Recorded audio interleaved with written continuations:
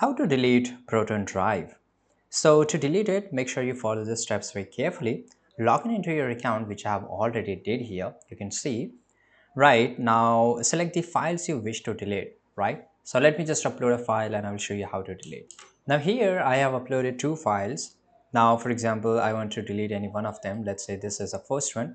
So once I select it, I will just go and click on three dots, and here I've got this option move to trash, as well as when I select it, I also get a move to trash on the top right. So here, once I click on trash, so basically it will not get deleted. I mean, it will show in your storage that it has been deleted, but you can see on the left side there's a trash option. So for example, if you mistakenly deleted something here, it will be available, right? So you can just recover it, right? So it will be available here for the next 30 days.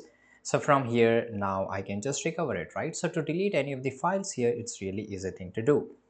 Right now, if you want to delete a Proton drive which is installed on your system, so you have to go to your settings. In the settings, you have to go to the apps, click on install apps here. Now here you have to search for Proton and it will come up here, right? So I didn't install it, but I'll show you how you can treat this as. For example, let's say this is Proton here.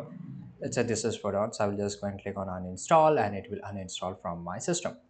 Right, so this is how you can do this. It's a really easy thing to do. Thanks for watching.